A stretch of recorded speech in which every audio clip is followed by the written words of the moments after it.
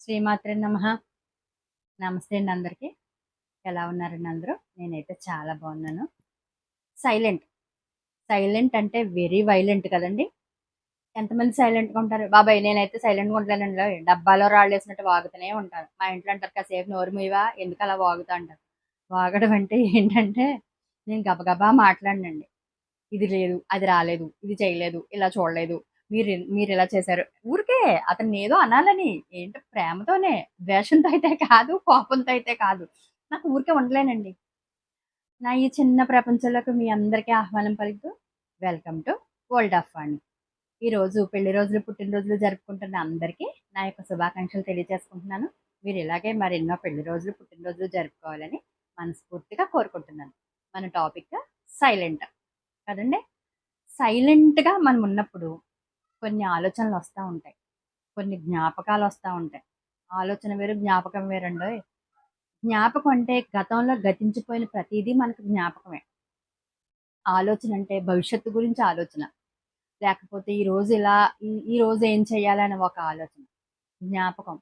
జ్ఞాపకం అంటే మనకి ఇంట్లో వాళ్ళు ఎవరైనా ఏమన్నా, బయటోళ్ళు ఎవరైనా ఏమన్నా అన్నా, లేదంటే ఎవరైనా ఒక వస్తువు ఇచ్చినప్పుడు అది దాచుకున్నా, లేదంటే చిన్నప్పుడు ఏదైనా చెట్లకి ఇంకా జామకాయలు అయి కోస్తాం కదా!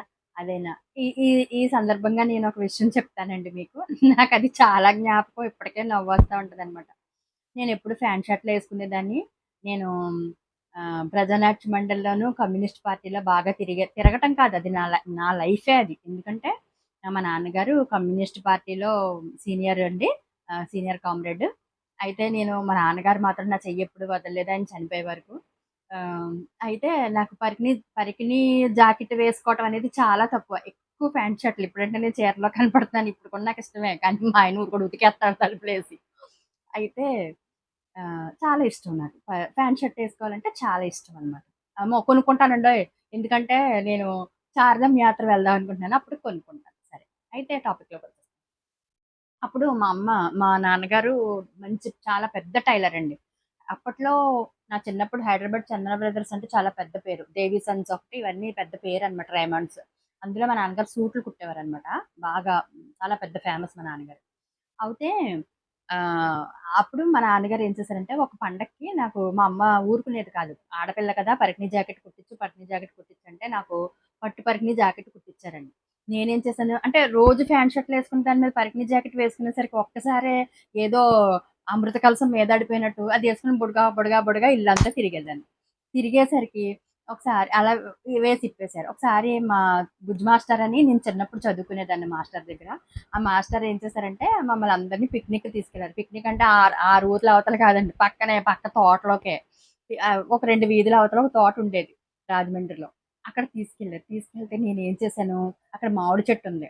సరే అని చెప్పి నాకు మామిడికాయ తినాలనిపించి ఈ పరికిని పట్టుకొని ఇలాగ ఎగేసుకొని దోపేసుకొని పరుగు పరుగు పైకెక్కి మామిడికాయ అయితే కోసేసాను. దిగడం రాలేదు. దిగడం రాకపోతే సరే ఈ లోపల సార్ పిలిచేస్తున్నారు, మాస్టర్ పిలిచేస్తున్నారు అని చెప్పి చిన్న అడుగులేసుకుంటే కిందకంట, నాకు ఇప్పటికీ జ్ఞాపకం. కిందకంట వచ్చి పుడుక్కుని దూకేసాను. దూకేయడానికి పట్టు పరికిణీకి ఏం చేసింది, ఆ కొమ్మకి తగులుకొని బర్రని చిరిగిపోయిందండి. చిరిగిపోయేసరికి నాకింక చూసుకో ఏడుపు, ఏడుపు ఆగితే ఒట్టు. ఇంటికొచ్చి కామ్‌గా అది మడత పెట్టి బీరువాలో పెట్టేసాననమాట. చెప్పలేదు మా అమ్మకి. పిన్నిసులు పెట్టారు, మా ముజ్జు మాస్టర్ పిన్నిసులు పెట్టారు పడిపోకుండా, నేను పడిపోకుండా అది పట్టుకెళ్ళి మడతెట్టి పెట్టేసాను. ఒక 10 రోజులో, 15 రోజులు ఎప్పుడో ఉంటది కదా సంథింగ్, ఒకసారి తీసి ఏద్దామని తీర్థలోకి చిరిగిపోయింది. ఇంకా చూసుకోండి బడి తట్టుకుంది మా యమ్మ, చితక్కొట్టేసిందనమాట. ఇలాగా కొన్ని జ్ఞాపకాలుంటాయి. అయితే ప్రతి జ్ఞాపకం కూడా మనకి గుర్తొస్తా ఉంటది సైలెంట్‌గా ఉన్నప్పుడు. నేను సైలెంట్‌గా ఉన్నప్పుడు చాలా గుర్తొస్తుంది. అయితే కొన్ని ఆలోచనలొస్తా ఉంటాయి. అప్పుడు మీరు చేయాల్సిన పనేంటంటే, ఏదైనా మనం సైలెంట్‌గా ఒక 10 నిమిషాలు, ఒక అరగంట మనం మనకి సైలెంట్‌గా ఉంది. ఇంట్లో మనుషులు లేరు, మన పక్కన ఎవరు లేరు, మనతో మనమే మాట్లాడుకోవాల్సొచ్చింది అని అన్నప్పుడు, ఇది జెంట్స్‌కి, లేడీస్‌కి కూడా బాగా ఉపయోగపడుతదండి. ఫస్ట్ ఇప్పుడు ప్రెజెంట్ ఇప్పుడు నేనిక్కడ కూర్చున్నాను కదా! ఈ రోజు నా వయసెంత? ఫస్ట్ మనల్ని మనం ప్రశ్నించుకోవాల్సిన క్వెషన్స్ ఉన్నాయండి, సైలెంట్‌గా ఉన్నప్పుడు మాత్రం. ఈ రోజు నా వయసెంత? లాస్ట్ 5 ఇయర్స్‌లో నేనేం సాధించాను? లాస్ట్ 5 ఇయర్స్‌లో నేనేం సాధించాను? నెక్స్ట్ 5 ఇయర్స్ నేనేం ఏం అవ్వాలనుకుంటున్నాను, నేను నెక్స్ట్ 5 ఇయర్స్ ఏం అవ్వాలి, కనీసం లక్షాధికారినన్నా నేను అవ్వాలనుకుంటున్నాను. ఒక కారు కొనుక్కోవాలని ఉంది నా ఎయిమ్. ఏమండి?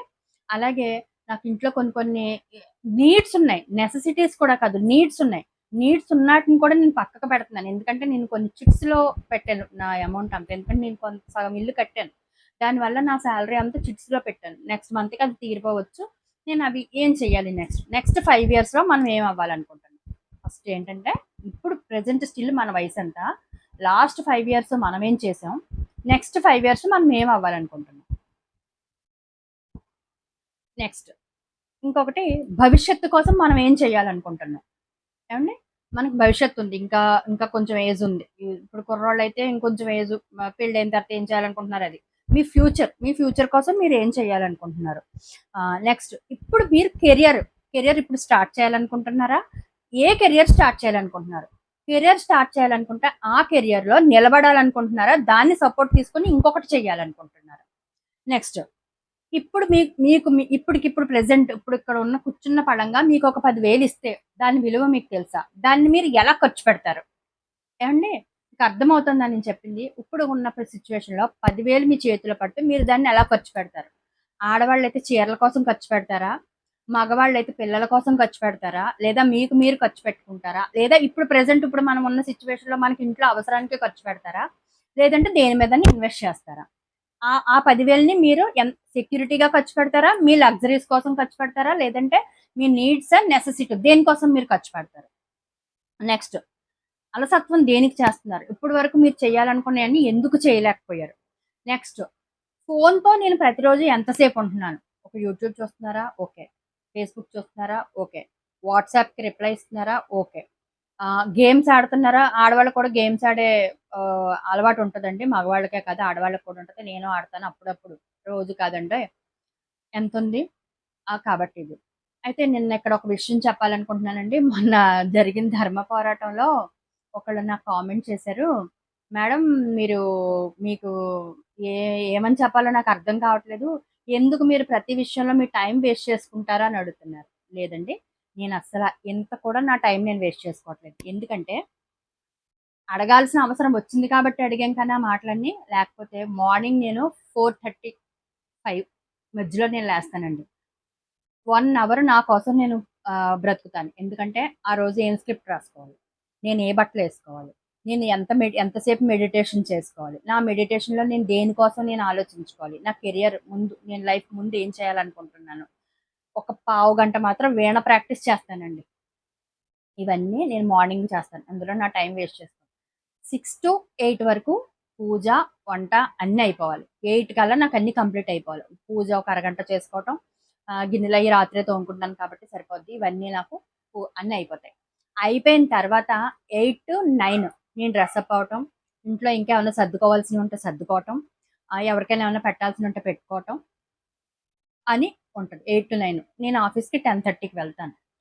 టె 9 అయిపోయిన 9-10:30 అంటే నేను ఇంటి దగ్గర 10:15కి బయలుదేరతాను. 10:30కి ఉండాలి.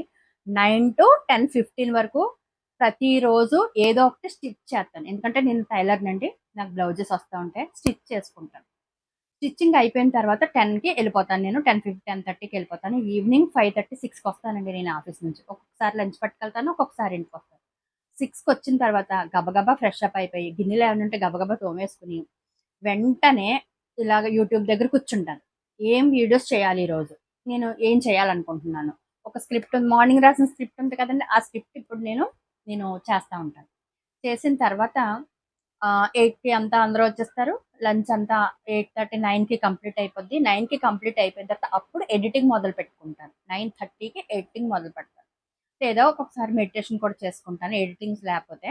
9:30కి మెడిటేషన్ అయిపోయిన తర్వాత మొత్తం 10:30 వరకు కంప్లీట్ అవుతది. 10:30 కంప్లీట్ అయిన తర్వాత అప్పుడు ఏమన్నా చేసుకోవాలి, ఏమన్నా పాలు తోడు పెట్టుకోవాల్సినయి ఉన్నా, లేదంటే బట్టలేమన్నా మాసిపోయినయి ఉన్నా పక్కన పెట్టి అన్నీ పొద్దున చేయాల్సిన పనులన్నీ చేసుకోవటానికి అన్నీ రెడీ పెట్టుకొని 11కి పడుకుంటానండి నేను. ఇందులో నా టైం ఎక్కడ వేస్ట్ అయిందో చెప్పండి? సారీ, ఇప్పుడు నేను ఈ విషయం ఎందుకు చెప్తున్నానంటే, మొన్న టాపిక్ వచ్చింది కాబట్టి చెప్తున్నాను. సైలెంట్‌గా ఉండడం వల్ల మనం టైం ఎక్కడ వేస్ట్ చేస్తున్నాం? అలసత్వం. ఫోను కోసం కూడా మనం టైం వేస్ట్ చేస్తాం. దానికోసం నేను చెప్తున్నానండి. ఇవి ఈ క్వెషన్స్ మనల్ని మనం వేసుకోకపోతే అంటే ఏ క్వెషన్స్ అండి? మనం సైలెంట్‌గా ఉన్నప్పుడు ఒకటి మన వయసెంత? 2 మనం లాస్ట్ 5 ఇయర్స్ ఏం చేసాం? రాబోయే 5 ఇయర్స్ మనం ఏం చేస్తాం? అంటే లాస్ట్ 5 ఇయర్స్ మన వయసుని బట్టి మనం ఏం చేసాం? వచ్చే 5 ఇయర్స్‌కి మన ఏది సపోర్ట్ చేస్తదా? మనం ఏదన్నా సాధించాలి అనుకున్నప్పుడు. నెక్స్ట్ మన కెరియర్ కోసం మనం ఏం చేసుకున్నాం? మనం ఏ కెరియర్ చూజ్ చేసుకున్నాం? బిజినెస్సా? లేదంటే ఏదైనా ఒక బొటిక్కా? లేడీస్ అయితే. జెంట్స్ అయితే బిజినెస్ చేయాలనుకుంటున్నారా? జాబ్ చేయాలనుకుంటున్నారా? ఇప్పుడున్న ఆర్థిక పరిస్థితి నుంచి ఇంకొంచెం ముందుకు మెరుగవ్వాలనుకుంటున్నారా? దాని గురించి ఖచ్చితంగా ఆలోచించాలి. నెక్స్ట్ భవిష్యత్తు గురించి ఏం ఆలోచిస్తున్నారు? 4 అయినాయి కదండీ! నాలుగోది భవిష్యత్తు గురించి మీరేం ఆలోచిస్తున్నారు? అంటే పిల్లల్ని ఎలా పెంచాలి? పిల్లల్ని ఏ చదువులు చదివించాలి? నేనిక్కడ ఒకటి పెద్దవాళ్ళందరికీ ఒకటి చెప్పాలనుకుంటున్నానండి. నేను నా కూతురిని కలెక్టర్ చేయాలనుకుంటున్నాను. కానీ దానికి కలెక్టర్ అయ్యే యోగం లేదనుకోండి మనం ఏం చేయలేం. లేదా దానికి ఇంకొకటి చదవాలని ఉందనుకోండి అదే చదువుతుంది. మనం ఎంత ఫోర్స్ చేసినా చదవదు. కాబట్టి ఇంటర్ వరకు మన బాధ్యత. ఇంటర్ తర్వాత వాళ్ళేం చేయాలనుకుంటున్నారనేది ఆటోమేటిక్‌గా మనకు తెలిసిపోద్ది. ఆ దారిలో వెళ్ళనివ్వండి. లేకపోతే మన పిల్లలు మనకు దూరం అయిపోతారు. నేనైతే ఇది చెప్తున్నాననమాట. అంటే నా నా ఒపీనియన్ మాత్రమే ఖచ్చితంగా రుద్దుతానంటే అది మీ ఇష్టం. నేనేం చేయలేను. ఓకే. కాబట్టి కెరియర్, నెక్స్ట్ కెరియర్ గురించి మీరు కూడా ఈ ఈ ఏజ్ నుంచి నెక్స్ట్ ఏం నేర్చుకోవాలనుకుంటున్నారు? మీ కెరియర్ చేసుకోవటం కోసం మీరు ఏం సాధించాలనుకుంటున్నారు? మీ కెరియర్ కోసం మీరు ఎంత పెట్టుబడి పెట్టుబడి అంటే ఇక్కడ టైం అండి. మనీ కాదు. మనీ పెట్టాల్సిన పెట్టుబడులు కూడా ఉన్నాయి. అది కూడా నేను వర్క్ ఫ్రమ్ హోమ్ వీడియో చేసినప్పుడు నేను చెప్తాను. అయితే ఎ అదొకటి. నెక్స్ట్ ఇప్పటికిప్పుడు మనకు 10,000 ఇస్తే, ఇప్పటికిప్పుడు మన దగ్గర 10,000 ఉంటాయి. దాని విలువ మనకు తెలుసా? విలువ తెలియడం అంటే ఏంటి? దాన్ని మనం ఎలా ఖర్చు పెడుతున్నాం? ఆ 10,000ని మనం దేనికోసం ఖర్చు పెడుతున్నాం? ఆ 10,000 విలువ మనకు తెలుసా? మన పిల్లలకి ఎలా తెలియచెప్పాలి? ఆ 10,000 మన దగ్గరుంటే మనం ఎలా ఉండాలని మన పిల్లలకి ఎలా తెలియచెప్పాలి? దీని గురించి మీరెప్పుడైనా ఆలోచించారా? నెక్స్ట్ అలసత్వం చేయటం. బాగా ప్రతి విషయంలో అలసత్వం చేయడం. నెక్స్ట్ ఫోను చూడటం. ఈ ఫోను చూడటం కూడా ఒక ఎడిక్షన్ అండి దీనికోసం. కాబట్టి మీరెప్పుడైనా సైలెంట్‌గా ఉన్నప్పుడు ఇవన్నీ మీరు కూర్చొని మాట్లాడుకుంటే, మీరు మీలో మీరు మాట్లాడుకుంటే వీటియన్నిటికి ఆన్సర్ దొరుకుతాయి. ఎప్పుడైతే మీరు సైలెంట్‌గా ఉన్నారో మీకు మీరు ఈ క్వెషన్స్ ఏసుకోగలిగిన రోజు ఇన్ ఫ్యూచర్‌లో మీరు 12 గంటలు జీవితంలో కష్టపడాల్సిన అవసరం లేదు. లేదు ఎప్పుడైతే మీకు ఈ క్వెషన్స్ ఏసుకోలేదో ఖచ్చితంగా మీరు రాబోయే రోజుల్లో ప్రతిరోజు 12 గంటలు కష్టపడాల్సిందే. ఎందుకంటే మన లైఫ్ ఇంకా ముందు ముందు ఇంకా టిపికల్‌గా ఎళ్ళిపోతా ఉంటదండి. రోజులతో మనం పరిగెట్టడం కాదు. గంటలతో పరిగెట్టాలి మనం. రోజులతో కాదు. కాబట్టి ఆహ్, మనం సెలవులు లేకుండా ఇంకా అసలు మనకు ఒక్క రోజు తీరిక లేదు. ఒక 5 నిమిషాలు బాధ లేదు. ఈ సంతోషం లేదు. ఆనందం లేదు. ఎక్కడికో ఎళ్ళడం లేదు. ఏమీ లేకుండా ప్రతిరోజు 12 గంటలు మీరు కష్టపడే రోజు రాకుండా ఉండాలంటే మీరు సైలెంట్‌గా ఉన్నప్పుడు, మీ మనసు బాగున్నప్పుడు, మీకు మీరు మిమ్మల్ని మీరు క్వెషన్స్ ఏసుకోవాలని అన్నప్పుడు నేను చెప్పిన ఈ క్వెషన్స్ అన్నీ వేసుకోండి. మీకు మీకే ఆన్సర్ దొరుకుతది. ఆన్సర్ కానీ దొరికితే నాకు కింద కామెంట్ సెక్షన్‌లో రాయండి తప్పకుండా. కానీ ఫస్ట్ మీరు సైలెంట్‌గా ఉండడానికి ప్రయత్నం చేయండి. Thank you. Thank you so much all my subscribers. వీడియోని పూర్తిగా చూడండి. చూస్తే మీకింకా ఫస్ట్ నుంచి స్కిప్ చేయకుండా చూస్తే మీకు కొన్ని విషయాలు అన్నీ అర్థమవుతాయని అనుకుంటున్నాను. ఈ విషయం ప్రతిసారి వీడియోలో లాస్ట్‌లో చెప్తున్నానండి. ఈసారి ఫస్ట్ స్టార్టింగ్‌లోనే చెప్తానండోయ్! నాకు చాలా చిరాకుగా ఉంటుంది. ఇది లాస్ట్‌లో చెప్తుంటే. కాబట్టి అందరూ సంతోషంగా ఉండండి. ఇందులో ఎవరినైనా మనసుని బాధపెట్టిన మాటలు కానీ నేను మాట్లాడుంటే నన్ను క్షమించమని అడుగుతా ఉన్నాను. Thank you so much all my subscribers. నా ఛానెల్‌ని సబ్‌స్క్రైబ్ చేసి, షేర్ చేసి అందరికి ఒక్క లైక్ ఏసుకోండి. ఎవ్వరు లైక్స్ చేయట్లేదు, కామెంట్స్ చేయట్లేదు. కామెంట్ చేసి లైక్ చేయండి. Thank you so much all my subscribers. Thank you so much.